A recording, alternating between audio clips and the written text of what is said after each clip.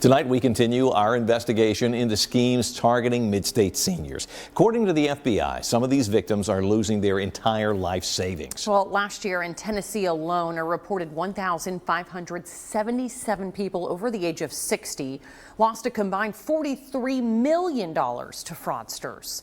Tonight, one retiree sharing how he got duped and something that almost never happens, how he got his money back.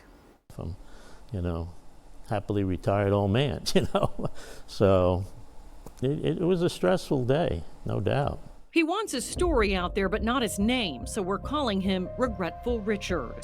The former insurance salesman wishes he never took that phony call back in April from a fraudster pretending to be with Amazon, claiming his credit card had been compromised. They said, well, we believe this is part of a money laundering situation that we've been involved in, and would you mind talking to the Office of Inspector General, who we have on the line from the Social Security Administration. Now a second fraudster is on the line pretending to be Eric Cressman. Richard looked him up and it seemed to check out. It's a real employee with the Social Security Administration. He even emails over a fake badge and promises to help Richard sort out a case of identity theft. So this guy Cressman gets on and he starts describing that they have my complete identity. They have homes rented in my name, they have bank accounts open, and they're moving tens of millions of dollars through these bank accounts throughout the Northeast and the Southeast. From there, the fraudsters send over a bunch of legit-looking paperwork with official-looking barcodes, logos, watermarks, and letterhead, and a notice saying Richard, a victim of identity theft, will be receiving a new Social Security number, and for his own protection, needs to transfer his existing funds to an electronic digital wallet, better known as a cryptocurrency account. Signed, U.S. Treasury Secretary Janet Yellen. We have a social engineering scam. And what is social engineering? Tricking us to do something we normally wouldn't do. And in this case, this is the government imposter scam.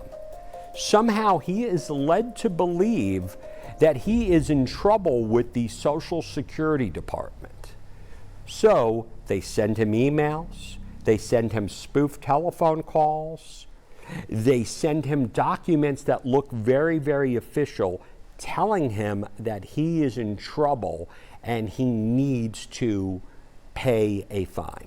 As Regretful Richard becomes more skeptical, the fraudsters turn up the heat, adding pressure and sending more phony documents. It accuses you of drug trafficking, money laundering, and supporting terrorist activities.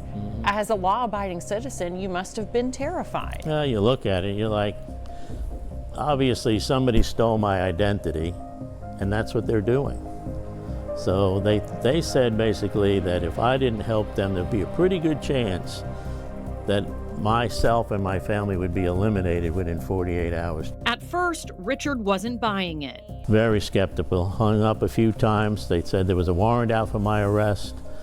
And when I hung up once, I got a call from Metro Police saying, this is Officer Phil Sims.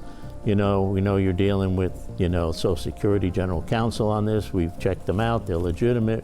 We ask you to cooperate. We like to protect our elderly people. We checked with Metro Police. There is no Officer Phil Sims on staff.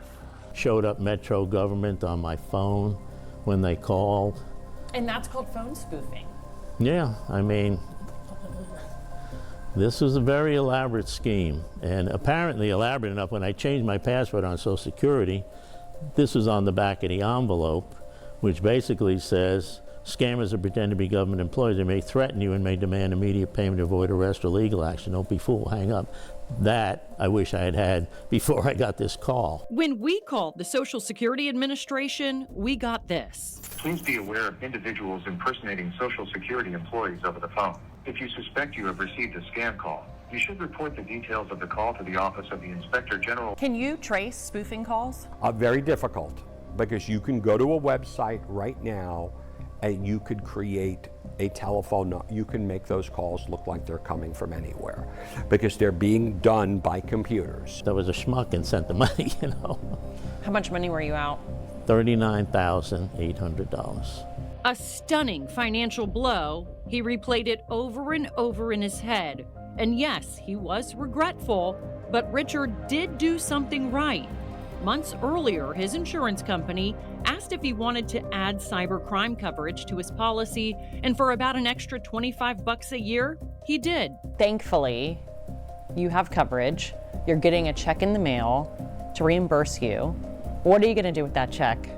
Put it back where it came from. I mean, I'm net zero on it, but that's fine. Zero is great when you get scammed.